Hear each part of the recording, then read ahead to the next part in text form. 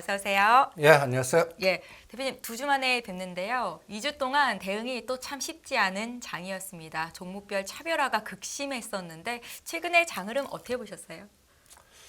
일단 우리가 2주 전에 할 때는 2400 지지 여부를 봤는데 지지했었죠. 네. 지난 월요일에 잠깐 깼다가 장중에 다시 올라왔죠. 예, 27일 날. 네. 이번엔 깰 확률이 많은 것 같아요. 네. 좀 삼성전자나 SK하이닉스나 이런 것들. 근데 물론 이 14일 날 이 CPI가 전에 나온 6.4보다 높게 나오면 이건 분명히 깨면서 뭔가 또 변동성이 커질 것 같고 네. 그나마 기대하는 게 6.4보다 낮게 나와라. 그러면 그 사이에 파월 의장이 암만 강경하게 얘기하더라도 이제 50bp 확률이 무지 높아졌잖아요. 네. CPI만 6.2나 6.1만 나와도 그냥 25pp로 확 내려갈 테니까 그 부분을 확인해야 되는데 문제는 14일까지 아직도 거래일 수가 많아요. 그럼요. 예. 그래서 제가 이럴 때 시장한테 물어보는데 중심이 어떻게 되나? 그러니까 200개 평균의 중심이 어디로 쏠리나? 지지하나 붕괴하나? 네. 요거 한번 보시죠. 제가 그래서 맥점을 딱 얘기해 드릴게요. 요게 금년도 1월 3일 날 저점 찍고 1월 27일까지 17일 올렸습니다. 올렸고 이게 이제 상승. 그 다음에 22일 동안 조정을 했습니다. 네. 그리고 다시 6일 올렸다가 지금 이틀, 그러니까 요게 이제 오늘까지 하면 이제 3일째 공격을 하고 있습니다. 그럴 때 저는 이 로직을 사용합니다. 상승한 거에 반을 지지하면 대반등 확률이 높다. 근데 반을 붕괴하면 다시 직전 저점을 확인해야 된다. 네. 그리고 하락을 일어났을 때 대반등이 반에서 걸리면 다시 이 저점을 확인하거나 상승폭의 반에서 검증을 해야 된다. 네. 이 단순 논리 갖고도 여러분들이 어떤 로직을 정할 수가 있습니다. 이게 1월 3일부터 1월 27일까지 285.4 이게 이제 선물 갖고 평균값 갖고 이제 보는데 네. 330일까지 가서 갖고 딱 반이 얼마냐면 308.3입니다. 이번에 310일까지 조정했어요. 그러니까 근처에서 돌아섰다는 얘기예요. 네. 그러면 요 310일에서 330일이 이게 빠진 거에 4등분하면 321.3이죠. 요 반에서 두들겨 맞았어요. 요게 환산 지수는 2470입니다. 네. 어저께. 그리고 나서 공격을 당하고 있습니다. 그러면 절대 이 311.45로 깨면 안 되겠죠. 요게 2380 라인입니다. 2380포인트요. 네. 코스피 지수로. 예. 그러면 요번에 저점에서 올라간 진폭에 이미 반은 깼습니다.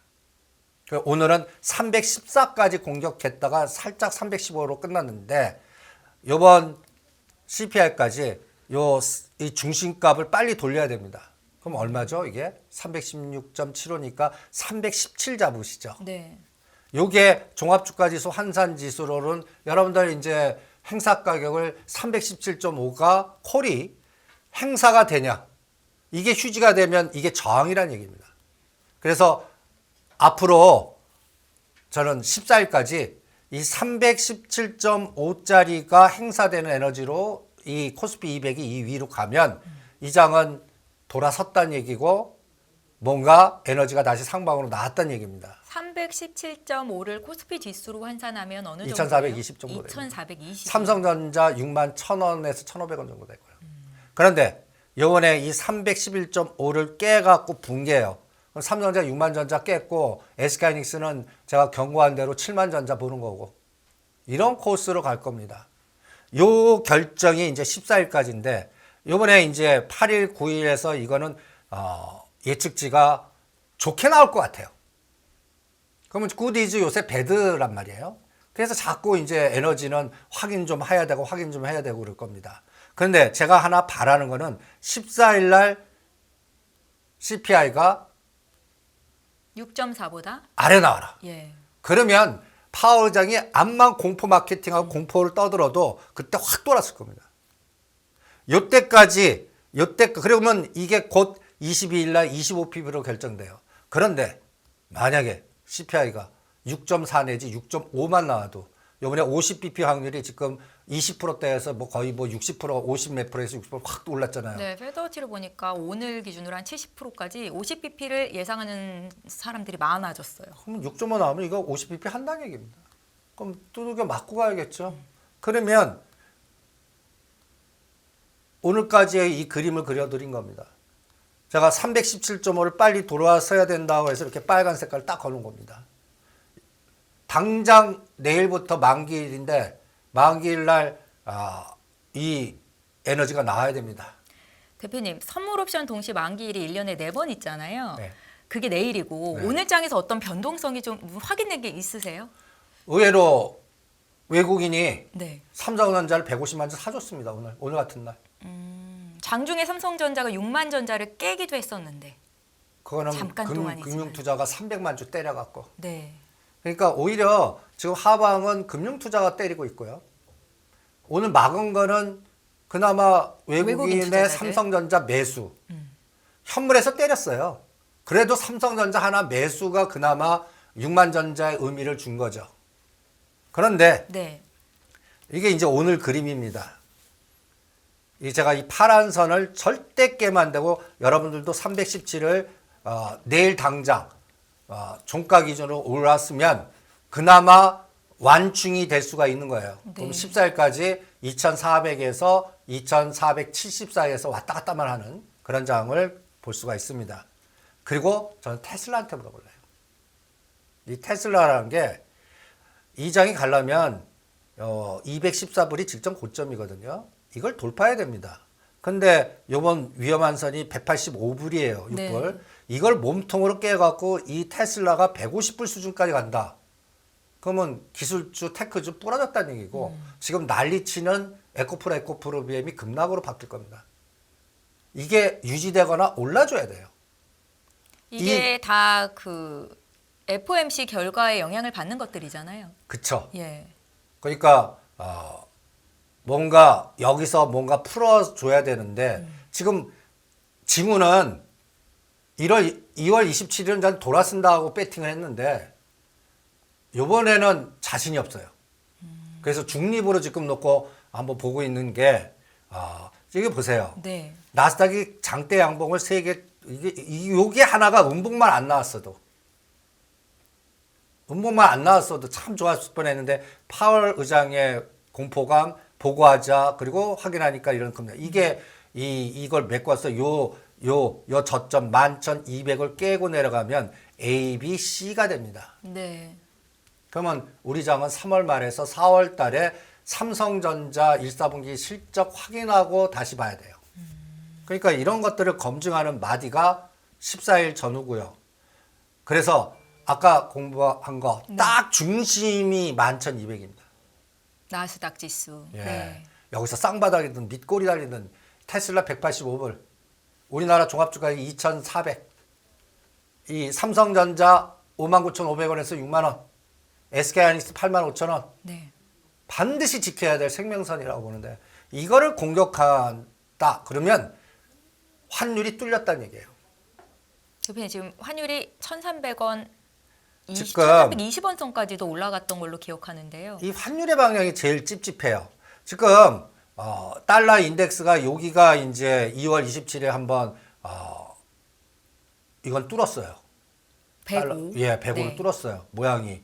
전에 105 찍고 104까지 떨어져서 그나마 장이 2480에서 거의 2470으로 8, 90포인트 올리는 에너지를 줬다면 네. 이건 뚫렸어요. 이게 찝찝하지 않습니까? 그 다음이 킹 달러로 지금 가고 있는 상황이 예, 지속되고 있는 원 달러가 거죠. 그때가 1320원인데 이거 지금 뚫으려고 그래요. 요번에 이거 뚫어버리면 네. 요번에 한국은행 금리 동결했잖아요. 인상해야 돼요. 그러니까 이 과정 그 다음에 2년짜리 구체 금리는 작년도 공포였던 자리 환율 1,440원짜리에 있던 자리도 뚫었어요. 그러니까 이 매크로적인 이 변수는 불안한 거예요. 네. 이게 다시 역V자가 나와야 되는데 바랄 거는 14일에 CPI밖에 없네요. 거기서 뭔가 도와주는 에너지가 나오지 않으면 네. 저는 4월 초까지는 하락장이다 이렇게 보겠습니다. 네, 알겠습니다. 대표님, 앞서서 요걸 좀 여쭤보고 싶었는데 잠깐 말씀을 하셔서 지금 코스닥 지수의 왜곡 현상을 만들고 있는 게 바로 에코프로 BM, 에코프로잖아요. 이 2차 전지주들이 급등을 해버리니까 사실 코스닥 지수가 좀 오르나 싶은데 체감 지수가 그렇다 뿐이지 실질적으로 투자하는 사람들의 계좌가 불어나지는 않았을 거란 말이에요. 근데 중요한 건 지금이라도 이 같은 종목에 편승을 해야 수익이 좀 나는 건가 많은 분들이 궁금해하고 계세요. 어떻게 보세요, 대표님? 저는 큰일 날 소리입니다. 보유자 영역이에요. 보유자 그래도 계속 가잖아요. 내일도 갈 것 같은 생각이 드는 건. 예. 그러면 이렇게 비유할게요. 제가 2021년 이 방송에서 11월 달에 메타버스 깎어 막 해갖고 15만 원대 옆에 가면 크게 다칩니다. 오징어 설계자니까 무조건 엑스탈 10초에다 난리 났었습니다. 그 메타버스 그때 위메이드 맥스 카카오 카카오가 15만 원에서 2만 원을 더 갔어요. 그때 블랙록이 5% 샀다 신청했어요. 그거 환호하지 마시고 이제 팔아먹습니다. 신호하는 겁니다. 대차 매매에서 빌려다가 때리는 겁니다. 이게 헤지펀드 속성을 알아야 되거든요. 네. 제가 또 현대글로비스 가디안이라고 하는 그 파트너를 얻었어요. 이름도 가디안. 21만 대 무조건 때리세요. 빌려서 공매도 칠 겁니다. 이게 헤지펀드의 롱숏 전략이거든요. 지금 제가 이거를 한번 보여드릴게요. 이 방송을 계속 들으신 분들은 아마 기억을 하실 겁니다.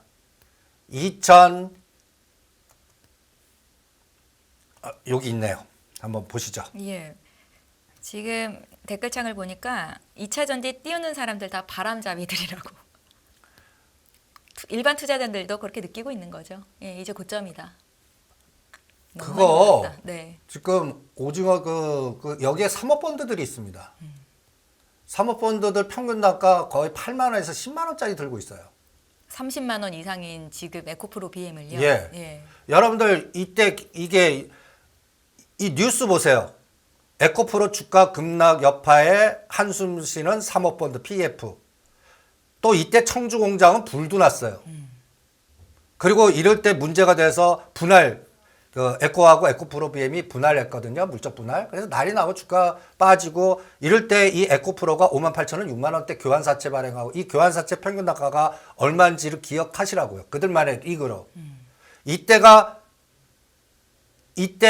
IMM 인베스트먼트가 2조 규모를 해서 이거를 갖고 있습니다. 그 단가 얼마일까요? 그리고 10만 원 아래일까요? 헤지 펀드들, 그러니까 네. 이때예요. 여기 보시면 15만 원짜리가 네, 네. 이때 58,000원, 7만 원입니다. 이게 지금 32, 3만 원이에요. 그럼 헤지 펀드들 어떤 전략이 있냐면 지금 빌려줘서 공매도 치게 할 겁니다.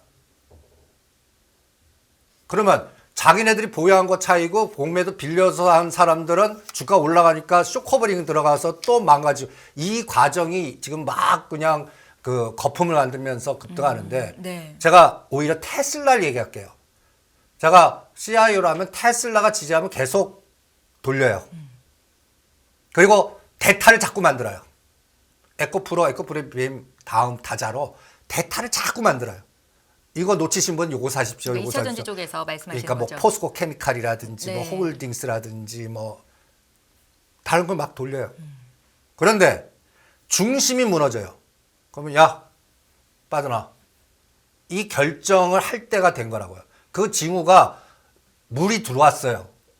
작년 연말만까지 해도 코스닥 거래대금이 4조 5조입니다. 지금은 10조가 넘죠, 대표님. 10조도 넘어요. 12조, 13조. 과열인가요? 코스피보다 더 많아요. 예. 그게 하나의 징후예요. 그러니까 일반 투자자들 입장에서는 사서 하루 이틀 먹어요. 분명히 어느 선을 깨면 무조건 끊고 나오거나 손절닭가 잡으셔야 됩니다. 여기서 엮이면 꼭 깎아와 같이 돼요. 15만 원에서 2만 원 더 갔거든요. 그러다가 얼마까지 빠집니까?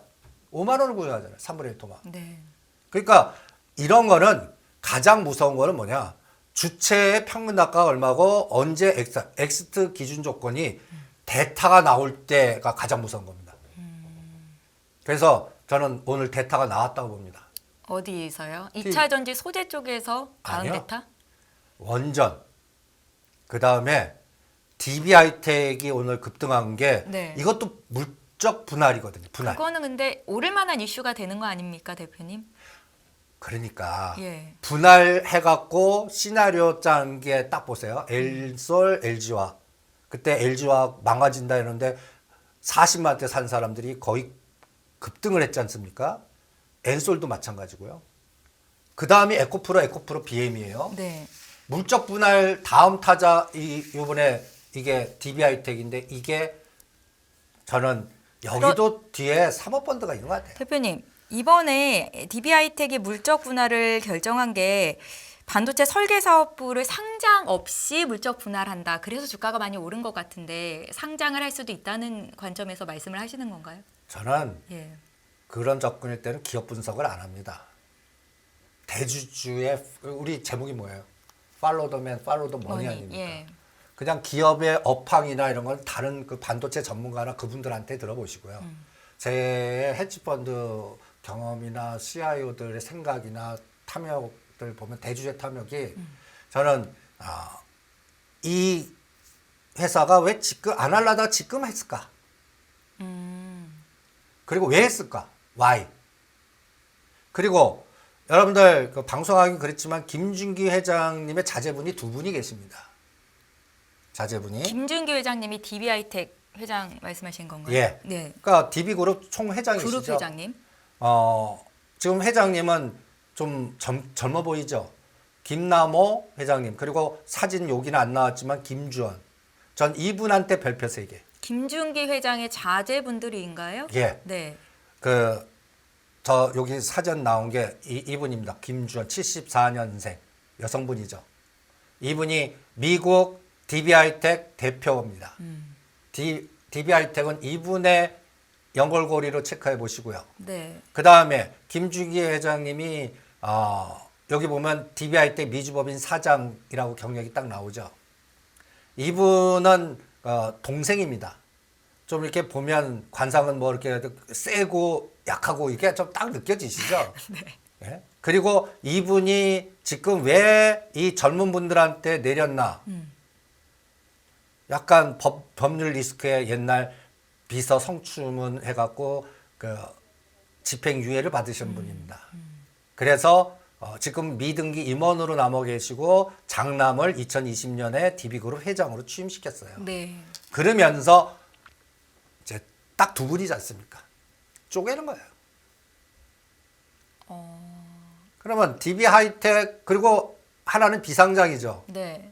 저는 요거 3년 정도 지금 에코프로 BM도 딱 보면 한 3년 프로젝트였거든요. 이 헤지펀드가 3년 안에 뭔가 엑스트를 하여야 큰 돈 버는 거거든요. 네. 이게 늘어지면 이게 안 되는 거예요. 그러면 지금 2023년 아닙니까? 2025년까지 DB하이텍에 카타에서 영업이익이나 이런 거 계속 신장할 테니까 여기다 쌓아놓으면서 가치를 높인 다음에 요 담보 갖고 DB라는 종목이 있습니다. 네. 지금 1,000원짜리예요. 요거 X축에 DB 놓고 DB하이텍 놓으시고 그 다음에 이 분할 에너지가 업황하고 같이 연결되면서 어느 정도 이게 거버넌스예요. 제2 에코프로 BM 같이 만드나 보시죠. 그래서 이거는 저는 그 거버넌스의 그 뒤에 사모펀드가 있는 머니게임으로 보고 있지 뭐 업황이나 이런 것들은 도움 주면 빨라지는 거고. 근데 지금 보면 미국과 중국의 파워게임, 반도체 지금 때리기 이렇게 딱 보면 타이밍 딱 좋아요. 그래갖고 여기도 뭔가 또 적대적 M&A만 붙으면 또 불을 지를 거 아니에요. 그러니까 분명히 빅펀드가 가동될 겁니다. 또 주가 올라면은 또 SM 하이브 같이 또 제3자 내세워 갖고 또 할 거고 이런 스토리텔링이 나오나 한번 보시죠. 그래서 에코프로 BM의 최대 적은 새로운 급등주가 테마화돼서 나오면 이게 가장 문제가 되는 겁니다. 그러면 엑스트래요. 그리고 요새 그 종목장이 꼭 옛날로 보면 사모펀드 작전하는 장 같아요. 쏠림이 너무 심해요. 네. 지금 작년부터 테마 돌아가는 거 보면 코스피가 상장되는 게 950개입니다. 네. 코스닥이 한 종목 수가. 1540개니까 합치면 네, 한 2560개 정도 돼요. 네. 1월 3일부터 현재까지 100% 이상 올라간 종목이 몇 개 될 것 같으세요? 올해? 예, 1월 3일부터 지금까지. 100%요. 예, 화려한 종목장이었죠. 한 2,500개 중에 예, 그래도 한 50개 이상은 되지 않을까요? 정확하게 30개입니다.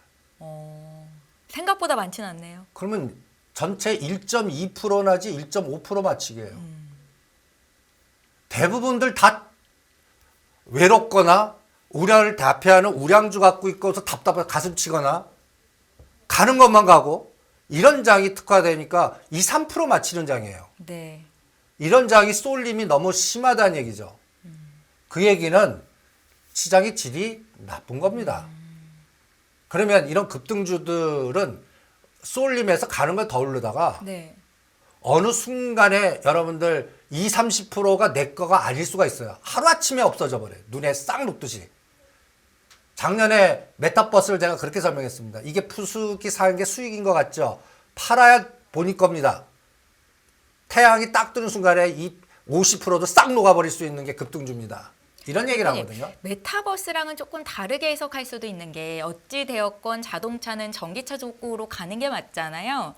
그렇죠. 예, 신차 판매 중에 지금 한 10% 정도 미국에서는 전기차가 차지한다고 하고 앞으로 그럼 전기차 수요가 계속 늘어날 텐데 이 정도 밸류를 인정해 주는 건 인정할 수 있는 부분이지 않을까라는 생각도 들어서요. 그러니까 그거는 이성적으로 눈에 콩깍불 씌게 합리적으로 사고해서 그렇게 자꾸 푸는 거죠. 근데 저는 이걸 갖고 있는 에너지의 평균 단가 10만 원짜리 아래다.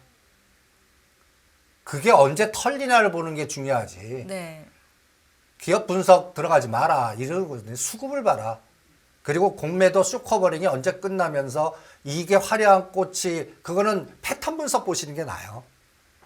그리고 메타버스하고 성질이 좀 다르죠. 네. 메타버스 성질이랑 비슷한 거는 AI 칩법 비슷한 게 실적은 안 되는데 거품 올라간 거는 네. 메타버스 기준으로 봐요. 근데 이거는 2차 전지는 그래도 커버가 되잖아요. 근데 저는 가장 무서운 거는 주체 갖고 있는 에너지들이 언제 턴이야가 저는 제일. 그러니까 지금은 시장을 한꺼번에 털지 못해요. 그러면 이런 것들은 어떻게 해야 하면 원형 천정력을 만들어요. 계속 이렇게 그러다가 어느 순간에 갭으로 빠질 때가 끝나는 건데 그게 길면 3개월에서 5개월 걸릴 수도 있어요.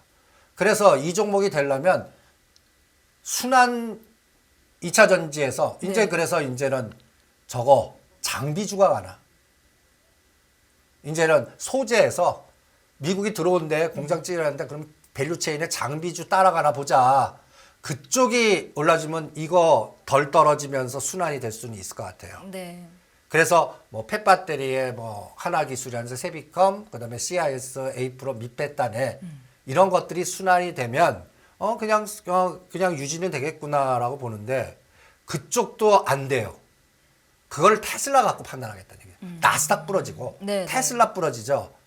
그러면 2차 전지 소재 이런 것들에 대한 판단이 미래의 값어치를 이렇게 땡겨서 주는 게 싹싹 가시는. 그러면 뭔가 미중 간에 뭔가 더 에너지가 더 망가졌다는 얘기고 갈등 구조가 더 났다는 얘기고 환율 금리 그러면 중심이 딴 거로 가봐요. 그러면 시장이 불안하죠. 가장 위험한 게 차익 실현 매물의 수급이에요. 그러면 사람 심리가 이렇게 막 달라붙다가도 갑자기 고점에서 급락해버리죠. 수요가 싹 사라집니다.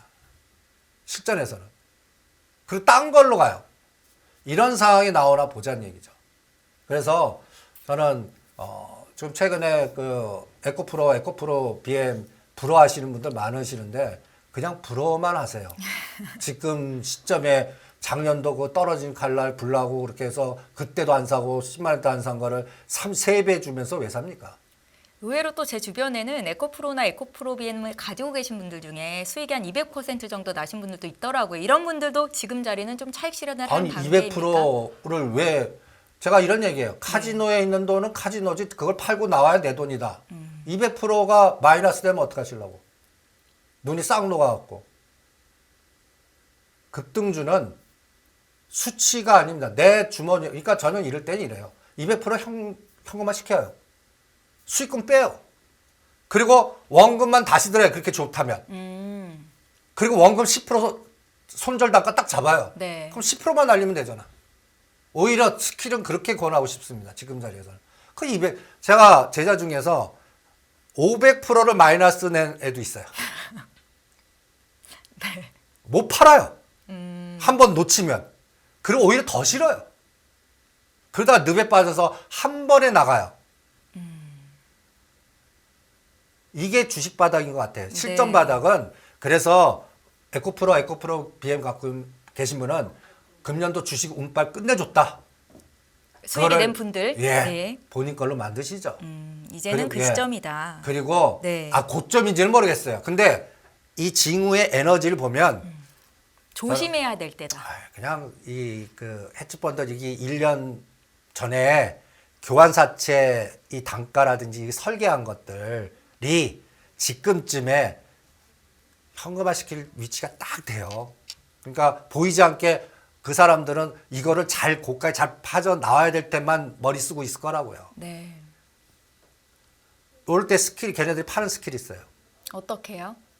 예를 들어서 20% 올리고 20% 지은 애들이 때려요. 이 수법이 물량을 일으켜서. 그러니까 상하가 만들고 상하까지 지은 애들이 때려요. 그럼 교통비만 나가거든요. 가장 무서운 거. 내 딱 잔량 봤더니 나만 샀어. 그때 그런 걸 측정해요. 네. 그래서 지금은 그런 수준에 온 것 같아요. 그래서 조심하시기 바랍니다. 네. 알겠습니다. 그러면 대표님, 이 화려한 종목 장세인 순환 에너지가 지금 어디로 좀 전환이 되고 있을까요? 여기 좀 체크해 주시죠. 저는 4월달, 5월달이 글로벌 변수에서 갈등 구조가 나오는 구간 같아요. 지금 이런 뉴스를 본다는 게 네네. 4월 말에 우리 윤 대통령이 국빈 방문을 한다 미국으로. 그렇죠. 얼마나 떡을 주실지 이렇게 딱 타이밍 맞게 그냥 이번에 3.1절 그 나오는 빅데이터 화두도 딱 보시면 파트너 일본, 미일, 한국의 연골고리 네. 그리고 이제 대만 얘기가 나와요. 제가 가장 글로벌 환경에서 가장 불안하게 보는 게 대만 카드입니다. 대만 총통이 다음 달에 미국을 방문한다는 소식이 있어요. 방문합니다. 네. 그거는 저는 나쁘지 않다고 봐요. 미중 왜냐면- 갈등이 고조되는 어떤 아니 이슈가 되지 옛날 않을까요? 그 펠러시 의장이 방문할 때는 이때가 9, 10월 달 그때는 비행기 뜨고 환율 1,440원 나오고 아주 공포였거든요. 네. 그때 나스닥이 바닥이었고요. 우리도 9월 30일 바닥이었는데 지금은 그때보다 한번 이렇게 올려놓고 그 다음에 이 펠러시 다음에 메카시 공화당 이분이 미국 서열 3위 예, 하원 의장. 하원 네. 의장 3위예요. 네. 본인이 대만 가고 싶어요. 그래서 지금 대만 총통이 간다는 게 본인이 가려고 그랬어요. 펠러시 같이.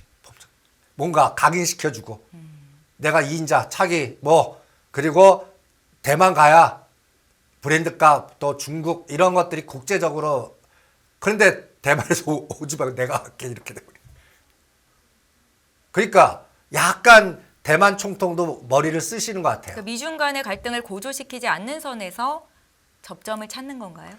지금 여기서 그 메카시까지 불러들였다가 난리 나죠. 빌미를 주는 거 아니겠습니까? 네. 그러니까 무마책을 쓰는 것 같고 그런데 지금 환율이 또다시 불안한 거예요 지금. 네, 네. 근데 대만마저도 만약에 노이즈 나보세요.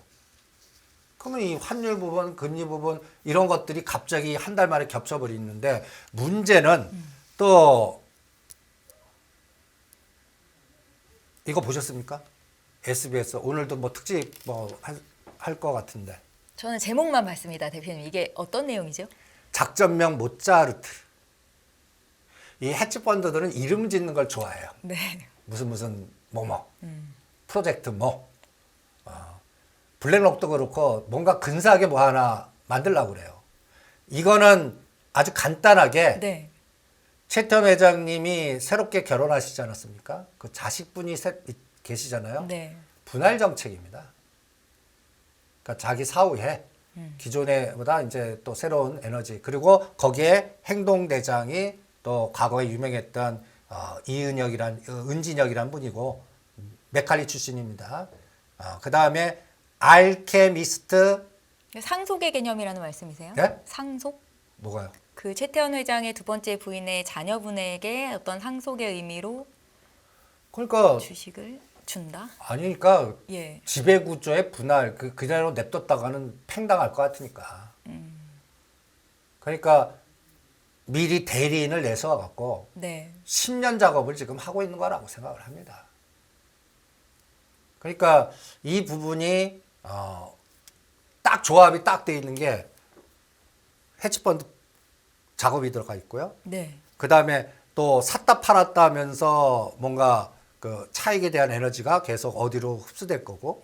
그 다음에 제가 이거 이제 헤지펀드 이 바닥에 이제 제가 이런 에너지는 벌써 선수들은 다 아는 내용이에요. 이제 뉴스 나오니까 떠드는데 제가 94,000, 94,000 SK하이닉스를 하지 마세요. 이런 것도 이런 밑바닥에 깔려있는 에너지인데 이제 다 노출됐으니까 저는 칠자 본다는 얘기를 이것 때문에 그런 거거든요. 이게 왜 그러냐. 빅베스 시켜야 되거든요. 일부러 주가 하단을 좀 낮춘다는 말씀이시죠? 아니죠. 그러니까 헤지펀드의 전략은 예. 물건 빌려서 싸게 만들어 공포 만들어 갖고 빅펀드에 싸게 준 다음에 한 1년에 2년에 올려놓고 비싸게 받아주면서 이 차익을 얻는 작업에 이게 기본 공식 원입니다. 네. 그러면 빅베스를 시키려면 어떻게 해야죠? 환경 딱 좋잖아요. 미국 대리지, 중국까지. 디램 온이지. 그 다음에 재고자산 왕창 있죠. 그러면 지금 4월 달에 가드레인 어떤 삼성전자도 지금 6만 원 간다 하지 않습니까? 네. 만약에 요번에 삼성전자마저도 4, 4분기보다 적자폭이 커요. 그러면 SK하이닉스는 뭐 2조에서 4조까지 그러면 3, 4조 그냥 빅베스 시켜버리는 거예요. 그럼 그때 우리는 놀래가고 다 터는데 거기 벌써 이거 생각하고 공매도 친 거 청산하면서 빅펀드 매수하지 않을까? 저도 이게 소설 쓴 겁니다. 네. 이 작업을 들어가나라고 항상 조심할 수 있는데 이것도 헤지펀드의 전략 중에 한 가지 전략이에요. 그러니까 과거에 사모펀드나 이런 것들 보면 반드시 떨어지는 칼날을 만듭니다. 한번 과거 스토리텔링을 가보세요. 빅베스라고 주가를 쌀 때 상속 주듯이 배분을 하고 네. 그때 전환사채 리픽싱을 하고 교환사채 발행하거나 CB나 BW 발행하고 그거를 몇 년 후에 비싸게 누가 받아주고 이 공식이 수학 공식 같이 나오는데 요번에 몰려서 나오잖아요. 그러니까 시장이 또 어떻게 되냐면 니네들만 하냐. 그래서 개인 힘 있는 사람들이 이제 소액주주 모으기 주주행동주의 그것도 비슷한 이 논리입니다. 나 혼자 갖고 안 되니까 힘 합쳐. 그리고 대조 탐욕도를 공격하자. 근사하게 주주행동주의. 지금 요새 그런 종목들이 또 유행하지 않습니까? 그런 종목들에 또 머니게임이 나오고 있는 거. 그래서 그런 장이 지금 특화돼서 움직이는 것 같아요. 네. 근데 이런 것들은 지수를 건드리지 않아요. 그러니까 가장 답답한 게 시가상위 종목도 삼성전자 3% 빼면요. 여기서 300% 가든 500% 가든 지수 따른 마이너스예요. 지금 장이 그런 특성을 보이니까. 그리고 그나마 그래도 코스피도 거래대금이 9조대로 올라왔습니다. 그런데 코스닥 비하면 이거 참 한심하다 할 정도고. 그래서 저는 이 SK하이닉스를 이렇게 되나 4월 말까지 이렇게 그려봤습니다. 이렇게 안 되려면 올해 어떻게 4월 돼요? 말을 말씀하시는 거죠? 그렇죠. 네. 4월 말까지 빅배. 그러려면 85,000원에서 막아야죠. 2,350, 2,400 가더라도 팔자 깨기 전에 뭔가 밑꼬리 달면서 수급 증가하면서 돌려야죠. 그럼 삼성전자 안 깨지고 미국에서 때리는 규제 조항이 적어야 되거나 유예 조건이 나오거나 네네. 뭔가 나와야 될 거 아닙니까? 대표님, 예. 이번에 윤 대통령이 방미를 통해서 반도체 지원법, 인플레이션 감축법 등 산적한 현안들을 놓고 어떤 성과를 낼지 또 주목하고 있는데 여기서 기대해 볼 부분이 있을까요? 저는 없다고 봅니다. 지금 바이든은 네. 메이드 인 아메리카로 때리는데 반도체는 때립니다. 오히려 그것 때문에 방산이나 5G 볼랍니다. 5 때릴 테니까 이제 통신, AI 칩봇이나 시스템 반도체 같이 통신 쪽에서도 5-가 이쪽에 나와요. 독일도 협조하는 것 같아요. 5 제품 안 쓰겠다.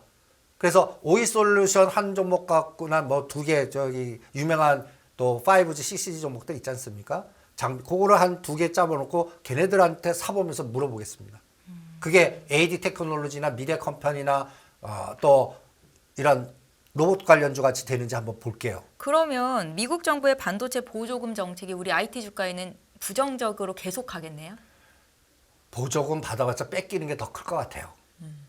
근데 보조금 받을 수밖에 없는 상황으로 갈 겁니다. 네. 그러면 그때 밸류 체인으로 가는 종목이 그래서 아까 얘기한 대로 장비주.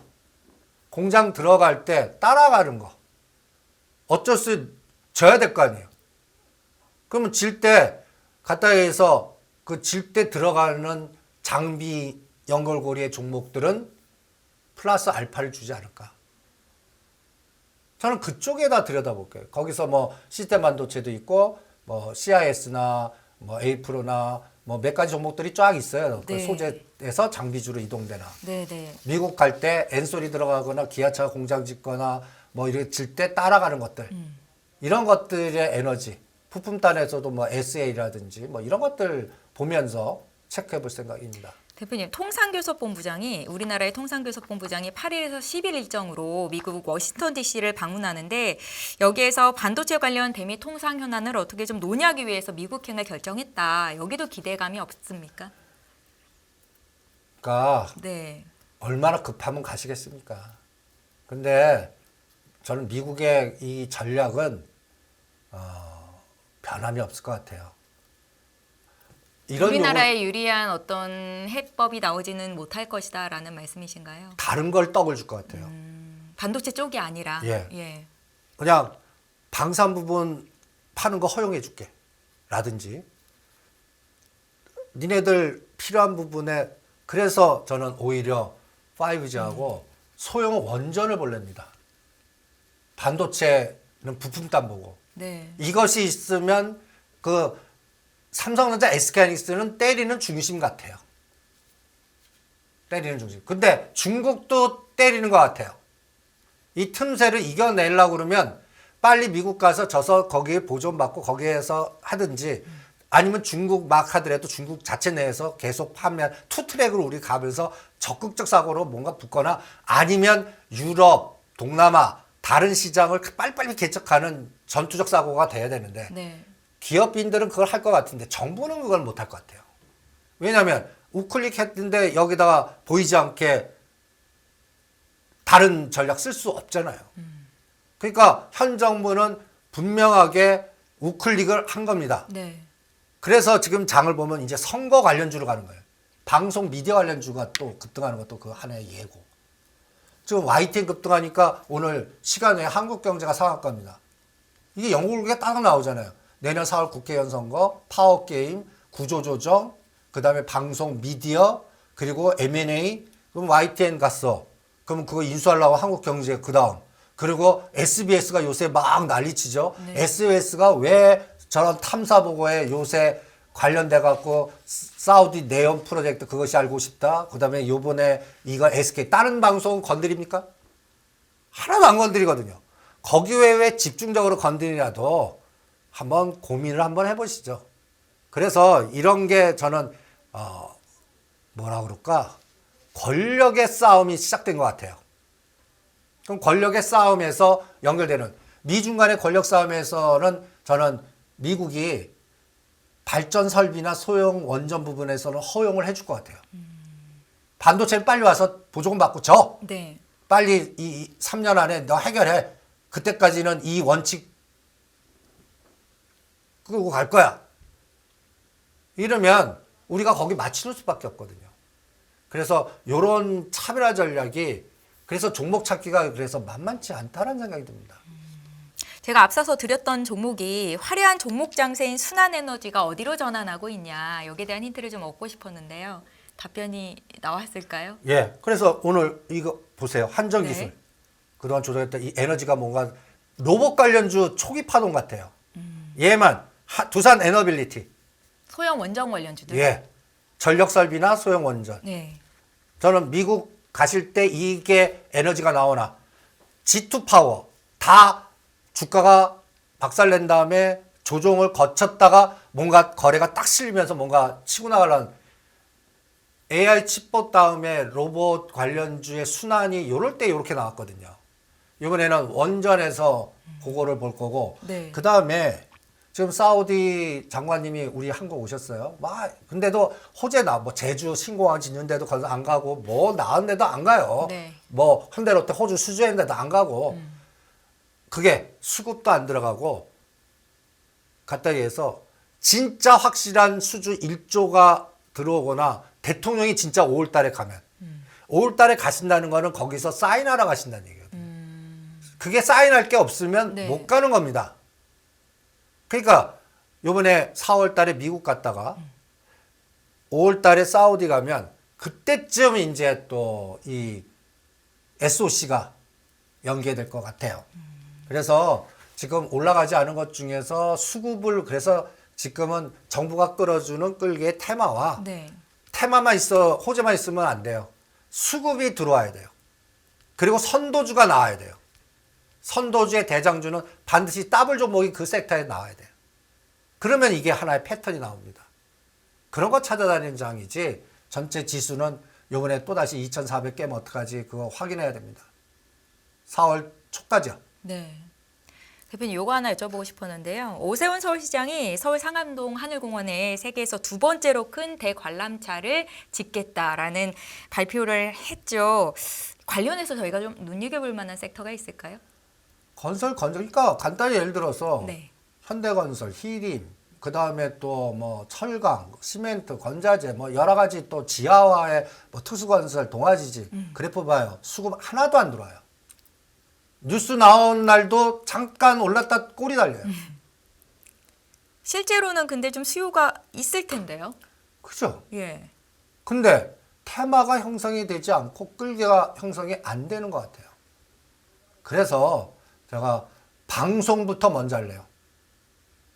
방송 쪽. 방송 미디어. 네. 그 다음에 이 싸울 때의 틈새를 아까 원전, 전력설비, 그 다음에 먹자, 파이브 이런 것들을 3월에서 5월달 한 다음에 그 다음에 진짜 5월달에 사우디 가면 그리고 거기에 대장이 현대건설이 지금 거래량이 3배에서 5배 되면서 45도 각도 나오면 그게 대장이 안 움직이는데 주변주 그냥 요새 호재 나오는 날이 때리는 날이에요.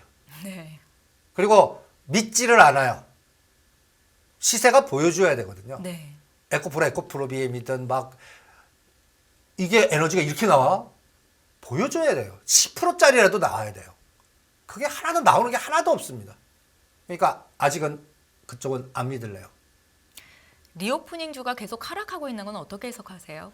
아까 우리가 갔다 예를 들어서 미국 가고 대만 예. 리오프닝 되겠습니까? 이번에 3월 11일로 중국 들어오는 거 다 허가해 준대요. 제가 하나투어 6만 5천원 때리라고 그랬죠. 롯데 그러니까 관광 개발 갖고 15,000원대 때려라. 12,000원까지 빠졌어요. 시장한테 물어볼래요. 12,000원대는 사도 될 것 같습니다. 그런데 진짜 우리들 눈에 명동에서 대형차가 다 와야 돼요. 허용은 해주는데 이런 국제적 갈등 구조가 되면 중국인들은 안 와요. 그걸 마찰적 저항이라고 표현할 수 있나? 가라 그래도 안 가요. 오히려 반항 감정 뭐 이렇게 해서 이런 네네. 에너지가 나올 것 같아요.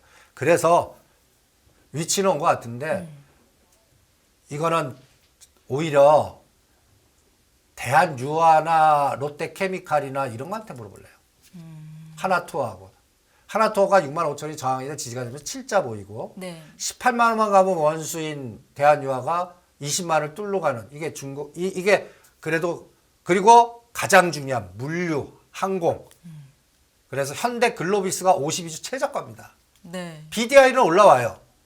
근데 안 움직여요. 이런 것들이 뭔가 정상적으로 움직이면 아 이제 리오프닝도 가겠구나. 그러면 거래소의 거래량이 증가를 해요. 그 코스닥에서 일로 또 힘이 이동될 수도 있어요. 네. 근데 그거 확인하는데 1, 4분기 실적도 확인하고 미중 간의 금리 구조, 그 다음에 반도체법 이런 것들을 4월 달까지 확인할래요.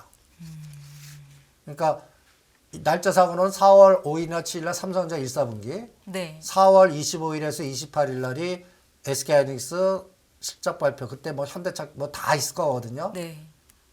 IT의 대장주들의 실적이 진짜 어떻게 나오나. 이렇게 돼야 돼요. 쇼크 나왔어요.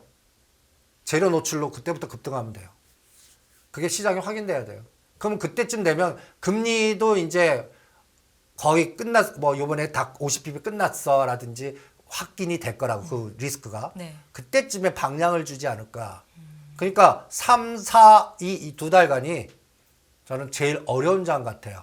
그동안 급등한 거 쏠림 현상 조심해야 되고 새로운 것들도 1, 2% 압축해서 찾아야 되고 대형주는 오히려 지금 쇼 걸려서 한 번 더 붕괴할 수 있는 위치에 따왔고 환율이 뚫리면 안 되고 이게 시장이 다 각계 전투예요.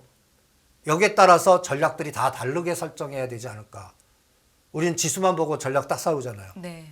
지금 지수가 떨어져도 올라가는 거 찾아야 되고 지수는 갇혔다고 보고 있고 요번에 하단이 파생해서 숏 전략이 어떻게 되느냐는 전 삼성전자, SK하이닉스가 결정할 것 같고 급등한 갖다 해서 2차 전지 관련된 LG와 엔솔, 에코프로 이런 게 결정할 것 같고 그러면은 리오프닝을 기대하고 중국 관련 소비주 들고 계셨던 분들은 지속해서 가져가는 게 아니라 그냥 정리를 하는 게 좀 맞을까요? 아니죠. 지금은 이제 하단 왔는데 왜 정리해요? 다만 네. 시간이 늘어진다. 그러니까 한 개 가성비 법칙으로 따지면 답답하실 거다 3개월. 근데 그것만 건드면 다시 뭐 12,000원짜리 15,000원에는 팔 수 있다. 대표님, 이번 중국 양회에서 뭔가 기대할 만한 내용들이 있었습니까? 시장을 좀 이끌 만한? 기대할 거는 솔직히 전 별로 없더라고요. 네. 아, 시진핑 권력이 그냥 확인됐구나. 그래서 그리고 리커창 이분이 참 권력의 무상함을 보이게 하고 그러면서 저는 이제 앞으로 네. 중국이 그 동수서산 전략의 속도를 내나 5% 6% 내려면 그 전략밖에 없거든요. 네. 그래서 공동 부유를 또 한번 강조하더라고요. 공동부유는 그냥 저는 그냥 그 아젠다라고 보고 있고요. 네. 성장률을 건드려야 우리가 빅데이터 센터라든지 이 IT 순환이 나올 수가 있거든요. 그러니까 스마트 시티를 여기에는 중국만 있는 게 아닙니다. 중동하고 다 연결돼 있어요. 사우디라든지. 그래서 5% 성장을 위해서 동수서산 전략을 이제 가동시키나 그것만 몰랍니다. 중국 증시가 가면 국내 증시도 좀 영향이 있잖아요. 중국 증시 흐름은 좀 어떨까요? 그냥 하단만 막아주는 거지. 지금 중국 비즈니스에서 툴이 연결된 게 점점 축소되거나 엑시트이기 때문에 네. 중국 때문에 우리 장 종목 찾기 쉽지 않을 것 같아요. 그나마 리오프닝주를 찾았는데 그거가 안 되는 거 보면 그게 확산이 안 돼요. 그러면 게임, 컨텐츠, 드라마 이런 것들이 확산이 안 돼요. 그러니까 참 뭐라 그럴까 중국은 그냥 우리 시장 그 하단 방어에만 좀 해줘라. 뭐 그 정도에는 뭐 바라는 거 없습니다. 오히려 지금 미국, 일본, 유럽, 동남아 바라보기 그쪽에 특화돼서 실적 따지나 치고 나가는 기업이거나 아니면 대주주의 탐욕에 거버넌스 게임하거나 그 다음에 사모펀드 비슷하게 모방하는 세력주, 테마주 순환을 노리거나 이런 것들만 움직이는 장이니까 그게 1, 2%입니다. 그러니까 그런 거 찾는 노력이 더 중요하지 않을까라는 생각이 듭니다. 네, 잘 알겠습니다. 저희 이제 시간이 많지는 않은데 3, 4월 달이 정말 어려운 장이 될 것이다라는 말씀을 주고 계셔서 이렇게 웃을 수만은 없는 순간인 것 같은데요. 그래도 저희가 이제 다음 주 대표님 만나기 전까지 조금 체크해보고 어떤 매매 전략으로 가져가면 좋을지 정리의 차원에서 좀 들어볼까요? 그래서 오늘에는 소형 원전, 그 다음에 5G, 네. 그 다음에 또 내수주의 거버넌스 게임, 그리고 삼성전자 SK하이닉스의 그 하단 에너지가 확인되면 거기에 따른 밸류체인, 미국에 들어가는 공장 들어가는 밸류체인 종목들은 움직일 수 있다. 네. 이런 것들을 체크하는 그런 4가지 전략만 압축하는 걸 권해드리고 싶고요. 네. 그다음에 방송 관련주는 이미 급등한 건 따라가면 안 됩니다. 그러면 이제 남아있는 게 IMBC 남아있고 디지털조선 남아있고 이런 것들 남아있는 거 길목 지키기. 이렇게 체크를 해보고 싶네요. 그래서 오늘도 이러한 2달간의 순환 전략에 대한 대상들은 샘플링을 이렇게 4가지인가 좀 해드렸고 네. 그리고 그 종목의 에너지도 삼성전자 SK하이닉스가 폭락하면 안 되거든요. 네. 그러니까 지수하단은 최소한 2350에서 2380 막아줘야 됩니다. 그리고 테슬라는 180불에서 막아줘야 되고 나스닥은 11,000에서 막아줘야 됩니다. 그렇지 않으면 한번 이게 환율이 뚫렸다는 얘기거든요. 네. 네. 50bp 했다는 얘기거든요. 그럼 50bp 한 다음에 이런 예 이미 앞단계에서 다 했어. 이제 오히려 25, 25가 길게 가는 게 아니라 이런 게 또 나와야 돼요. 근데 그거는 하고 나서 한 달 정도 또 지나야 되거든요. 네. 네. 근데 그 50bp하고 이러다가 4월 초에 실적 쇼크 맞으면 그때가 최고의 고난의 행군 또 구간이 될 수가 있거든요. 그래서 요번에 전에 2월 20일 왔을 때는 2,400 깨면 사자 그랬지만 요번에는 시가상위 종목들은 하지 말자. 리스크 관리하자. 그리고 4월 초 실적 보자. 그리고 틈새 전략만 집중하자. 이렇게 전략을 단순화시켜 드리고 싶네요. 혹시 내일 선물옵션 동시 만기일에 주가가 좀 눈여겨보고 있던 종목들이 좀 빠지면 담아도 되는 시점인지 말씀하셨던 소형 원전 5G 이쪽에서. 예, 그건 지수하고 상관없이 순환이니까 네네. 2350 빠져도 될 수 있는 지수 빠질 때 올라갈 수 있는 섹터들로 제가 생각하고 고민한 거니까 네. 그쪽으로 압축하시는 게 더 나을 것 같습니다. 예, 잘 알겠습니다. 혹시 마지막으로 또 시청자 여러분들 위해서 당부의 말씀 한마디 하신다면요?